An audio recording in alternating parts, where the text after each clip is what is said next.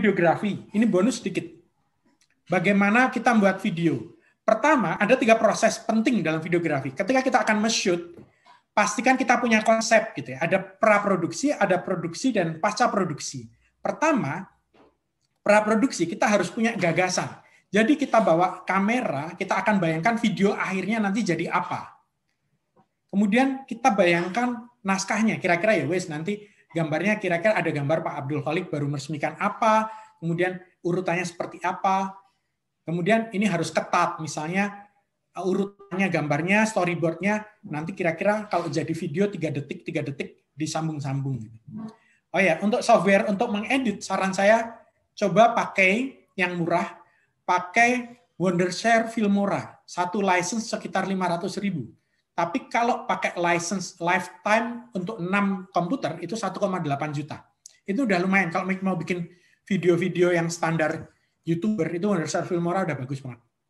Oke, jadi untuk membuat video itu kembangan gagasan sehingga kita naskahnya bayangannya ada, di bayangan kita secara visual juga sudah ada, bayangkan anggarannya. Anda mau nge-shoot ke Merapi, Anda bayangkan kira-kira butuh apa aja sih, butuh properti apa.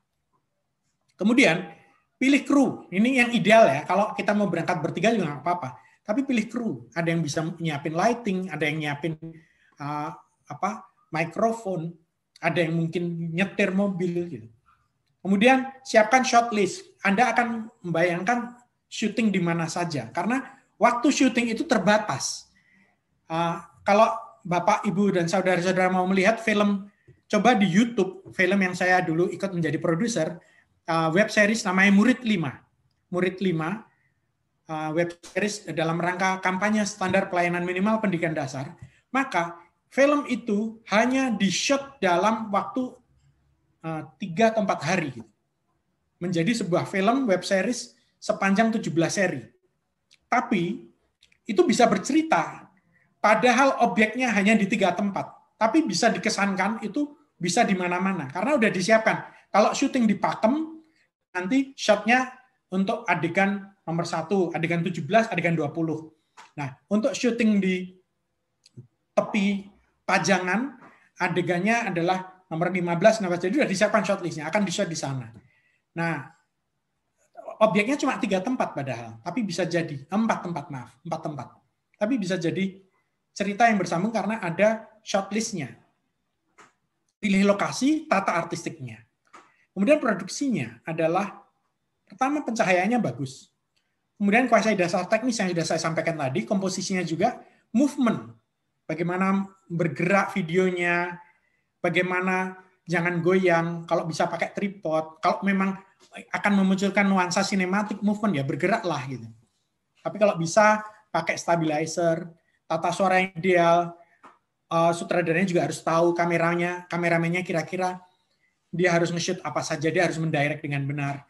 Dan jangan lupa logistik, nakan itu penting. Lighting, tadi kenapa saya memberi contoh ini, light ring. Ini berguna kadang-kadang. Bawa aja gitu lighting. Karena bisa jadi wawancara di dalam rumah. Orang dokumenter ya, kita wawancara seorang tokoh ternyata di dalam rumah beliau nggak bisa keluar rumah, ya udah pakai lampu. Gitu. Kemudian pasca produksi. Nah, ini editing. Nanti editing. Editing itu bisa motong-motong gambar, gabungkan tiap 4 detik scene A digabung dengan scene B, 4 detik, 5 detik, 6 detik, tergantung kita mau memperpanjang gambar yang kelihatan mana.